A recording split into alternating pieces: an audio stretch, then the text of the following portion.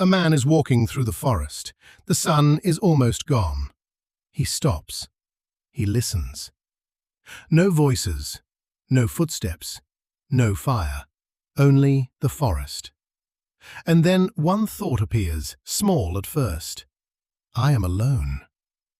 For a modern person, this may sound like sadness, but for an ancient brain, this was not just sadness. This was danger. Because to be separated from the group at night was to be separated from protection, from warmth, from shared food, from warning signs. In that world, being alone was not just uncomfortable.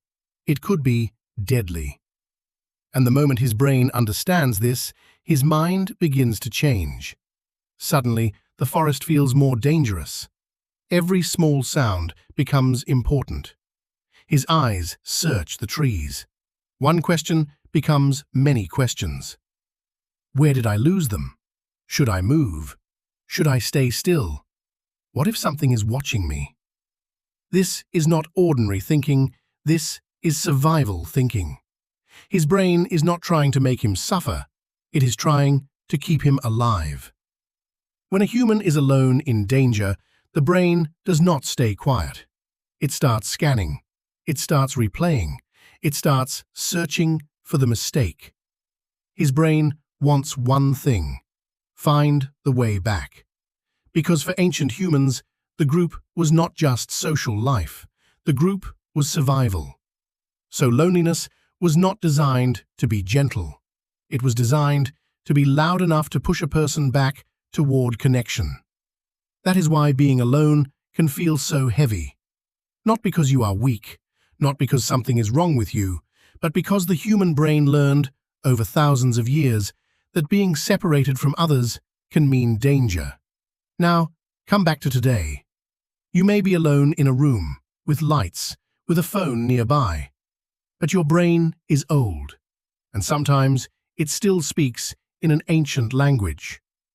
When you lose someone important, when a relationship ends, when someone leaves, when a familiar connection disappears, your brain may not read it as a small event.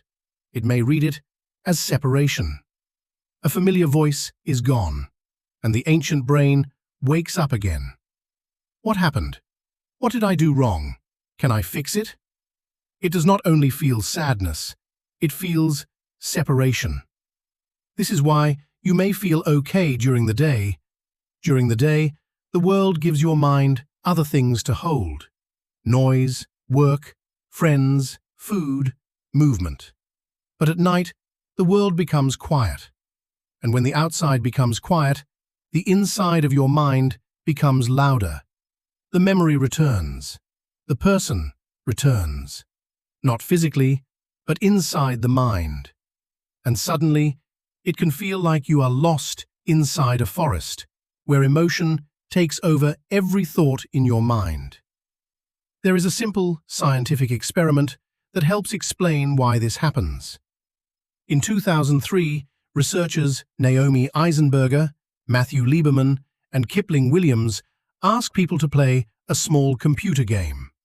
The game was called Cyberball. The person believed they were playing a ball-tossing game with two other people. At first, the ball was passed to them normally. They were included. They were part of the game. But then, the other players stopped passing the ball to them. They only passed it to each other. The participant was left out. No one shouted. No one touched them. They were simply excluded. But inside the brain, something changed. The researchers found activity in a brain region called the anterior cingulate cortex. This region is connected to the distressing part of physical pain. In simple words, to the brain, being excluded from the game can feel like a real alarm. If being excluded from a small computer game can affect the brain, imagine what it meant for an ancient human to be separated from his tribe at night. This is why loneliness can change your mood. It can make small things feel larger. A quiet room feels heavier. A memory becomes harder to put down. You may become irritated, restless, sensitive. You may not feel like yourself, but maybe this is not your true self disappearing. Maybe this is your nervous system entering alert mode. Like the ancient man in the forest, when you are alone, your brain starts treating every shadow as important. But in modern life, the shadows are different. A photo, a message, a place, a song, a memory. The brain looks at these things and says, "This matters. Look again." But here is the problem.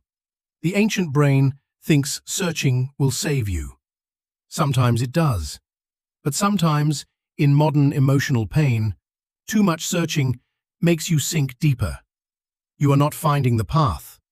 It feels like you are sinking deeper into a swampy path. So what should the ancient man do? Should he run through the forest in panic? Should he follow every sound? Probably not, because in darkness, the brain guesses too much. Every direction looks possible. Every sound feels important. A predator may be hiding somewhere in the dark, watching, waiting. Every movement can pull him farther away. So the wiser answer is not to solve the problem tonight.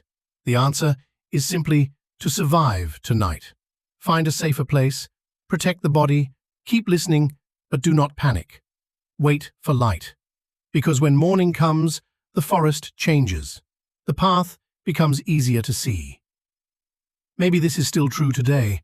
When you are inside a painful emotional state, your first job is not to understand everything tonight, not to answer every question, not to explain every memory, not to decide what everything means, not to run after every thought.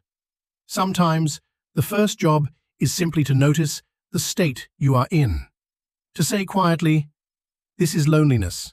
This is loss. This is separation. This is my brain looking for the fire." When you name the state, you create a little space around it. You are no longer completely inside the storm. You can see the storm. And this matters, because that thought no longer completely takes over your mind. You are the one noticing the thought. You are the person standing outside it, waiting for light.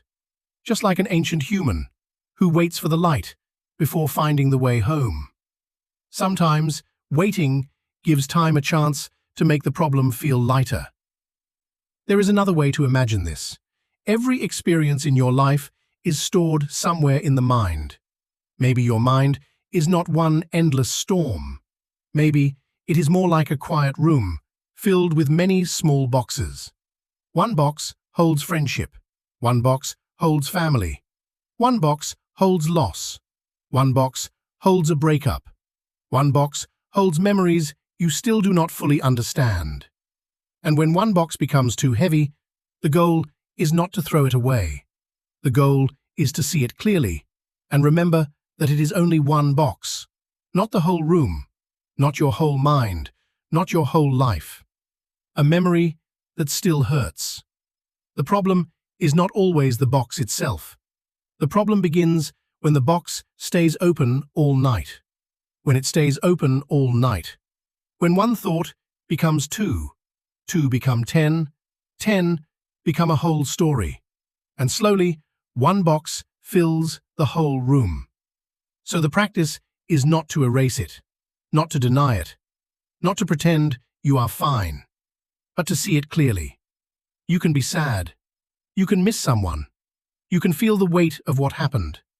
But you do not have to let one box become your whole mind. A painful thought can grow when we keep feeding it. We feed it with questions. Why did this happen? What if I had done something different? What if they come back? At night, these questions can become endless, like walking deeper into the forest. One dark place leads to another. One memory opens another. One fear creates another fear. And soon, you are lost inside it.